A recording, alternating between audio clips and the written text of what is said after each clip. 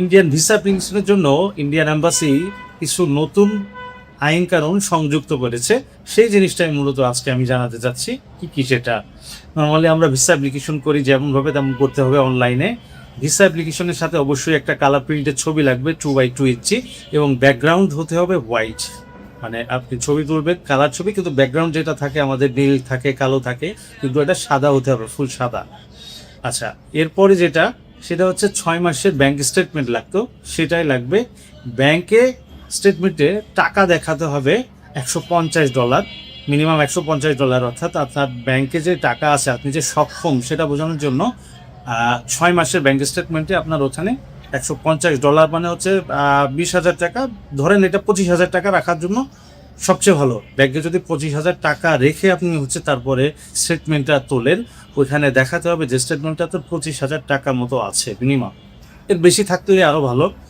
তো এটা রাখতে হবে 6 মাসের ব্যাংক স্টেটমেন্ট। আর যদি ডলার না করেন তাহলে কিন্তু SBI কার্ড দিয়েও আপনি কিন্তু অ্যাপ্লাই করতে পারবেন। SBI কার্ডের একটা কপি জমা দিতে হবে ওর সাথে। ইউটিলিটি বিলের কপি, কারেন্ট বিলের কপি, যেটা আর কি কারেন্ট বিল গত 6 মাসের আগে ছিল 3 মাসের, এখন কিন্তু সেটা 6 মাসের কারেন্ট বিলের কপি, ফটোকপি এটা দিতে হবে, জমা দিতে হবে। এবং অনেকে বলতে পারেন যে হচ্ছে আমার তো বাসায় তো কার্ড থাকে, এখন অনেক জায়গায় আর বিলের কপি দেয় না, কার্ড দেয়, তাহলে কি করব? সেই কার্ডের কপিটাই কিন্তু দিতে হবে। সেই ক্ষেত্রে কিন্তু তার জন্য ওই 6 মাসের ওই স্টেটমেন্টটা লাগতেছে না, মানে বিদ্যুৎ বিলের। এটা হচ্ছে অ্যাকচুয়ালি প্রমাণ করে যে আপনি বর্তমান ঠিকানায় কোথায় আছেন সেই জায়গার একটা অ্যাড্রেসটা দেখানোর জন্য। এবং সেই অ্যাড্রেস অনুযায়ী কিন্তু আপনার অবশ্যই যখন ভিসা অ্যাপ্লিকেশন করবেন ওখানে কিন্তু বর্তমান অ্যাড্রেসটা ওইটার সাথে হুবহু মিল থাকতে হবে। এই জায়গাটায় অনেক সময় ভুল হয় আমাদের, এবং এর কারণে কিন্তু ভিসা রিজেক্টও হয়। তো এটা অবশ্যই খেয়াল রাখতে হবে যে যার বাসায় বিলের কাগজ আছে সে বিলের কাগজ দেখাবেন 6 মাসের, যার বাসায় কার্ড আছে সেই কার্ডটাই কিন্তু প্রিন্ট করে, এপিটোপিট প্রিন্ট করে তারপরে হচ্ছে ওইটা অ্যাটাচ করতে হবে। এবার হচ্ছে পেশাগত প্রমাণপত্র, মানে হচ্ছে আপনি কোথায় এখন কি করছেন। চাকরি হলে অবশ্যই NOC লাগবে, নো অবজেকশন সার্টিফিকেট, যেটা আর কি অফিস থেকে একটা ক্লিয়ারেন্স যে আমার এমপ্লয়ার দেশের বাইরে যাচ্ছে বা অন্য জায়গায় যাচ্ছে, আমাদের কোনো অসুবিধা নাই, এরকম একটা ক্লিয়ারেন্স, সেরকম একটা কাগজ লাগবে, সেটা অফিস থেকে দেয়। তো NOC নিলেন।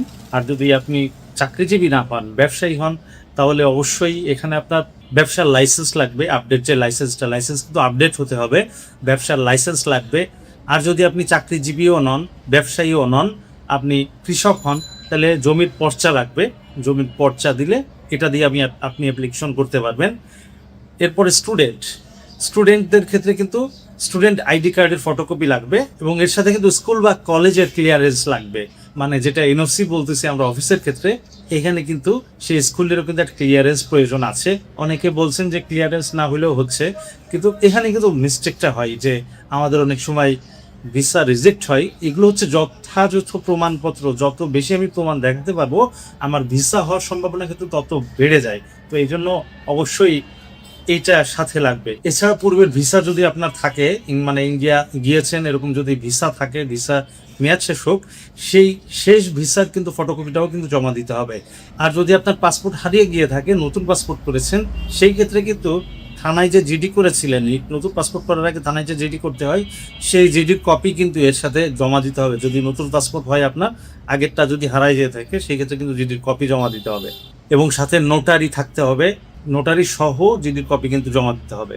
আবার এদিকে যদি পাসপোর্ট পরিবর্তন করা হয়, মানে পাসপোর্টে কোনো নতুন নাম বা কোনো কিছু সংযুক্ত করে থাকে, সেক্ষেত্রে কিন্তু কোর্টের এফিডেভিটটা লাগবে। এই হলো পুরো প্রসেসটা। এগুলো সব একসাথে করে ফাইল রেডি করে তারপরে আপনি যখন ভিসা অ্যাপ্লাই করবেন ওখানে কিন্তু একটা ডেট দিবে, সেই ডেট দেওয়ার পরে কিন্তু ওটা গিয়ে তারপর জমা দিতে হবে। এখানে আরও একটা বিষয় থেকে যায়, সেটা হচ্ছে আমরা যখন এই ফাইলগুলো একসাথে করি, অনেকে হয়তো আমরা জানি না যে এই কাগজগুলো একটার পর একটা সাজানোর কিন্তু একটা প্রসেস আছে। সেই সাজানোর প্রসেস অনুযায়ী কিন্তু একটার পর একটা ফাইল রাখতে হয়। সেটা কি, এটা কিন্তু একটা ইম্পর্টেন্ট ইস্যু। আমরা এটা এলোমেলো করে, মানে অ্যাপ্লিকেশন প্রথমে রাখলাম, তারপরে যা মন চায় তাই এক একটা করে সারিবদ্ধ করে রেখে ফাইল বানিয়ে জমা দিলাম, এমন না। কিন্তু এখানে কিন্তু একটা নির্দিষ্ট প্রসেস আছে কি কি, এবং এটা কিন্তু অ্যাম্বাসিতে গেলেও কিন্তু এখানে দেখা যায় যে কোনটার পরে কোনটা রাখা উচিত, সেইভাবে কিন্তু রাখতে হবে। সেটা কি, সেটাও আমি একটু ক্লিয়ার করে বলে দিচ্ছি। প্রথমে থাকবে অ্যাপ্লিকেশন, এরপরে জন্ম নিবন্ধন বা NID, তারপরে বিদ্যুৎ বিলের কপি, এরপরে ব্যাংক স্টেটমেন্ট, তারপরে পেশাগত প্রমাণপত্র এবং এরপরে পাসপোর্টের কপি, আর সর্বশেষে যদি আপনার পূর্ব ভিসা থেকে থাকে সেই ভিসার কপিটা একদম শেষে দিয়ে তারপরে কিন্তু একসাথে করে এই ফাইলটা জমা দিতে হয়। তো মোটামুটি এটা হলো ফুল প্রসেসটা, আমি আমার মতো করে বোঝানোর চেষ্টা করলাম।